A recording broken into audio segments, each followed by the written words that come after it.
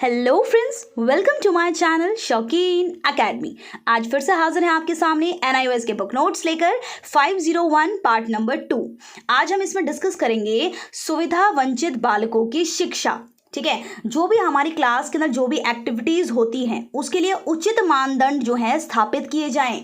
जैसे कक्षा में बैठने संबंधी प्रतिरूप ये सुनिश्चित करें कि बच्चों को जाति या लिंग के आधार पर या समुदाय के आधार पर या अन्य बच्चों से अलग नहीं बिठाया जाता है। आप ये नहीं कर सकते हो कि हाँ भाई ये इस जात का, ये इस जात का, इसको अलग अलग बिठा दो। नो, ठीक है। नाली काली नामक बहुस्तरीय अधिगम प्रतिरूप को अपनाया जा सकता है, जिसे 1990 के दशक में कर्नाटक राज्य में आरंभ किया गया था। इसके अंदर था क्या, जिसमें बच्चों को उनके अधिगम स्तर के आधार पर समूहों में बिठाया जाता था, ना कि जाति या लिंग के आधार पर। समझ में आ गया?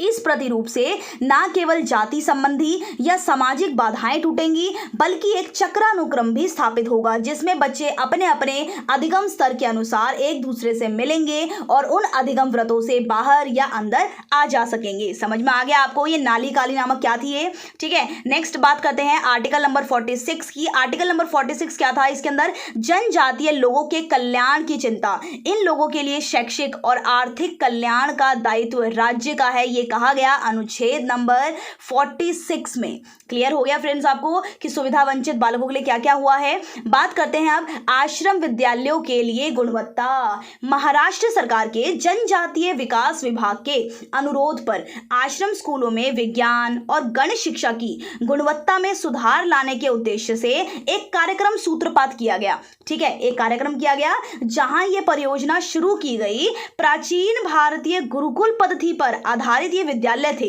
जिसका उद्देश्य था विद्यार्थियों के उपेक्षित जनजातीय वर्ग को शिक्षित करना। और ये प्रोग्राम शुरू कब हुआ था? 1993 से 1997 के मध्य होमी भाभा विज्ञान शिक्षा केंद्र ने 3 जिलों में किया, जो सह्याद्री पर्वत पर स्थित है। समझ में आ गया आपको कि आश्रम विद्यालयों का क्या था? ये संशोधन कार्यक्रम था, जो किसने चलाया था? महाराष्ट्र सरकार ने चलाया था। किसके लिए चलाया था?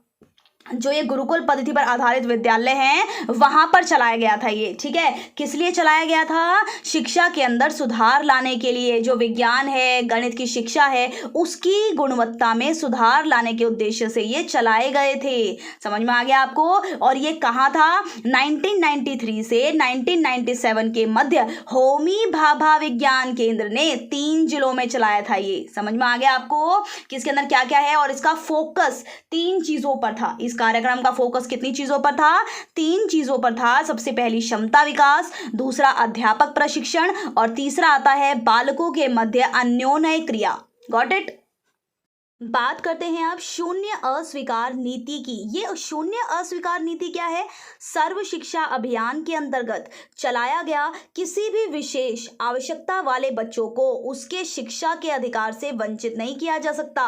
समझ में आ गया? ये थी हमारी शून्य अस्वीकार नीति। पर्सन विद डिसेबिलिटीज एक्ट 1995 में टोटल कितनी डिसेबिलिटीज थी? 7 डिसेबिलिटीज थी। ये रिवाइज हुआ 2016 के अंदर। फिर कितनी जो है डिसेबिलिटीज बताई गई? टोटल 21 डिसेबिलिटीज इसके अंदर बताई गई। ठीक है, ये रिवाइज होने के बाद था 2016 में, यानी कि आपको याद करना है 1995 में 7 डिसेबिलिटीज थी और ये रिवाइज हुआ है 2016 में। तो टोटल कितने डिसेबिलिटीज हो गई थी? 21 डिसेबिलिटीज हो गई थी। ठीक है, आपने पढ़े भी होंगे जब सीटेट वगैरह का एग्जाम दिया होगा, ये सारी की सारी बीमारियों के बारे में कि ये बीमारियां थी पहले और ये अब जो है इसके अंदर ऐड ऑन हो गई है। समझ में आ गया आपको कि शून्य अस्वीकार नीति क्या होती है? पर्सन विद डिसेबिलिटीज एक्ट के अंदर क्या है? ओके, नेक्स्ट हमारा ये वाला आता है एड्यूसेट। अक्टूबर 2004 में इसरो द्वारा प्रक्षेपित किया गया था। जियो स्टेशनरी कक्ष में स्थित ये सैटेलाइट हर दिन में क्या है? हर समय और हर वर्ष, हर प्रतिदिन मतलब क्या है? शैक्षिक क्रियाकलाप के लिए ये उपलब्ध होता है। Okay, OER open educational resources project on open educational resources for schools, OERFS, ये फुल फॉर्म्स आप याद कर लीजिए। ठीक है, होमी भाभा विज्ञान केंद्र जो विज्ञान और गणित की शिक्षा के लिए Tata institute of fundamental research का एक राष्ट्रीय केंद्र है। समझ में आ गया। होमी भाभा विज्ञान केंद्र क्या है? विज्ञान और गणित की शिक्षा के लिए Tata institute of fundamental research का एक राष्ट्रीय केंद्र है। हाल ही में निशुल्क ज्ञान संसाधन विकसित करना इसने शुरू किया है। लैंग्वेज क्या है इसकी? मराठी है। समझ में आ गया आपको। एड्यूसेट क्या है? अक्टूबर 2004 में इसरो ने प्रक्षेपित किया था। ये था क्या? ये सैटेलाइट दिन में हर समय हर वर्ष प्रतिदिन शैक्षिक क्रियाकलापों के लिए उपलब्ध होता है। दो फुल फॉर्म्स आई इसके अंदर, OER और OERFS। OER की फुल फॉर्म क्या है? ओपन एजुकेशनल रिसोर्सेज, और OERFS के अंदर क्या है? Project on open educational resources for schools. और होमी भाभा विज्ञान केंद्र जो पिछली स्लाइड में भी करवा दिया था आपको। समझ में आ गया। बात करते हैं आप NCPCR की, यानी कि national commission for protection of child rights. ठीक है, यानी कि बच्चे के अधिकारों के संरक्षण के लिए राष्ट्रीय आयोग। ये इसकी स्थापना कब हुई थी? मार्च 2007 में हुई थी। ये जो आयोग था संसद द्वारा पारित अधिनियम था 2005, यानी प्रोटेक्शन ऑफ चाइल्ड राइट्स अधिनियम के अंतर्गत स्थापित किया गया था। आयोग को दिए गए आदेश पत्र के अनुसार ये सुनिश्चित करना था कि सभी कानून, नीतियां, कार्यक्रम और जितनी भी प्रशासनिक प्रक्रियाएं हैं बच्चे के अधिकारों के परिप्रेक्ष्य के अनुरूप हों, जैसा कि भारत के संविधान में बच्चे के अधिकारों पर संयुक्त राष्ट्र के समझौते में प्रतिष्ठित है। समझ में आ गया। बात करते हैं अब अंतरराष्ट्रीय स्तर पर कार्य। जामेतियन कॉन्फ्रेंस हुई, सम्मेलन। ये कब हुई? 5 से 9 मार्च 1990 में थाईलैंड के जामेतियन शहर में एक विश्व स्तरीय सम्मेलन हुआ। इसकी थीम क्या थी? सभी के लिए शिक्षा। और किसके द्वारा आयोजित किया गया? यूनेस्को द्वारा आयोजित किया गया। बात करते हैं अब जामेतियन सम्मेलन का E9 देशों पर प्रभाव। ये जो E9 देश हैं वो होते कौन से हैं? ये होते हैं फ्रेंड्स उच्च जनसंख्या दर वाले देश, जैसे कि बांग्लादेश, ब्राजील, चीन, Bharat, Indonesia, Mexico, Nigeria, Pakistan. इन सभी में जो है ये शामिल हैं। ये विश्व की जनसंख्या का 50% है, इसलिए इनको क्या बोलते हैं? E9 देश ये कहलाते हैं। क्लियर है। E9 देशों की क्या क्या उपलब्धियां रही जब ये यूज़ हुआ, जब ये हमने ये करा, तो इसमें क्या क्या इसकी उपलब्धियां रही E9 देशों की? जो प्रौढ़ निरक्षरता थी उसमें बहुत ज़्यादा कमी आ गई। शैक्षिक सेवाओं का केंद्रीकरण हो गया। राष्ट्रीय पाठ्यचर्या फ्रेमवर्क का विकास हो गया। ठीक है। विशेष आवश्यकता वाले बच्चों को मुख्यधारा विद्यालयों में समावेशन हो गया। क्लियर है फ्रेंड्स। बात करते हैं अब यूनेस्को की। यूनेस्को मतलब United Nation Educational, Scientific and Cultural Organization. इसकी स्थापना कब हुई थी? 1945 नवंबर में हुई थी। कहाँ हुई थी? लंदन में हुई थी। ठीक है फ्रेंड्स। इसका उद्देश्य क्या था? इसका उद्देश्य था शिक्षा के माध्यम से शांति को बढ़ावा देना, और इसका मुख्यालय कहाँ पर है? पेरिस के अंदर है। यूनेस्को के अनुसार अधिगम का महत्व किस चीज पे था? आर्थिक विकास और शांति के अंदर। यूनेस्को करता क्या है? नए स्वतंत्र राष्ट्रों को भौतिक और मानव संसाधन सहायता प्रदान करता है। क्यों?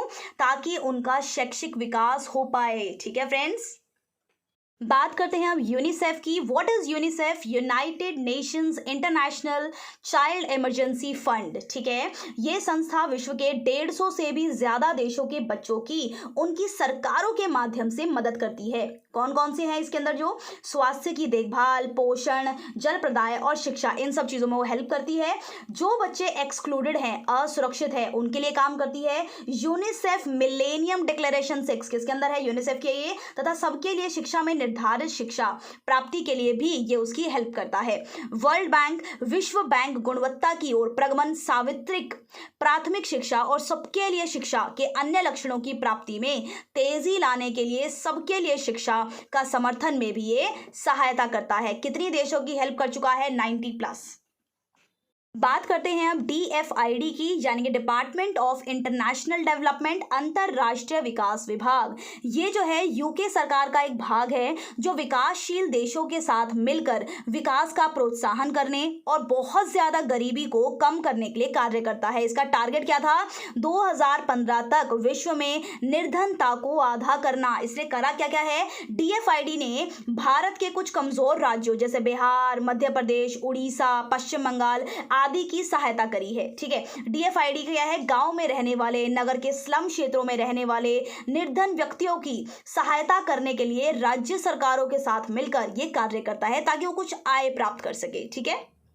बात करते हैं अब सिडा की, यानी कि स्वीडन इंटरनेशनल डेवलपमेंट एजेंसी। ये क्या करती है फ्रेंड्स? ये विश्व भर में तकनीकी सहायता और धन देती है। ठीक है, इसने 100 देशों में लगभग 200 परियोजनाओं की सहायता भी की है। भारत के अंदर जो है इस एजेंसी ने 1964 से लेकर आज तक जो है बहुत ज़्यादा हेल्प मिल रही है हमें। और जो भारत में चल रही है शिक्षा कर्मी योजना, वो भी सिडा की ही हेल्प से। जो ये शिक्षा कर्मी योजना है, वो इस परियोजना का उद्देश्य क्या था? राजस्थान सुदूर व सामाजिक आर्थिक रूप से पिछड़े गांवों में प्राथमिक शिक्षा का सार्वत्रिकीकरण करना और गुणात्मक सुधार लाना, जिसका फोकस था गर्ल्स एजुकेशन। ठीक है, अब बात करते हैं विश्व शिक्षा मंच डकार सेनेगल 2000 सबके लिए शिक्षा पर विश्व सम्मेलन 1990 में यह शपथ ली गई थी कि वर्ष 2000 तक इस सम्मेलन के उद्देश्यों की जो है प्राप्ति हो जाएगी। ठीक है, जामनीतियन सम्मेलन में लिए गए निर्णयों की समीक्षा ठीक 10 साल बाद डकार सम्मेलन में की गई, ये जानने के लिए कि उस दिशा में कितनी प्रगति हुई है। ठीक है, पहले 1996 यूनेस्को द्वारा गठित आयोग ने शिक्षा की अवधारणा दी, जिसमें 4 पिलर्स बताए गए। कौन कौन से 4 पिलर्स थे ये? Learning to know, learning to do, learning to live together और लर्निंग टू बी। ये थे हमारे 4 पिलर्स। तो आज के लिए इतना ही। Thank you for watching my video. Please subscribe, like and share.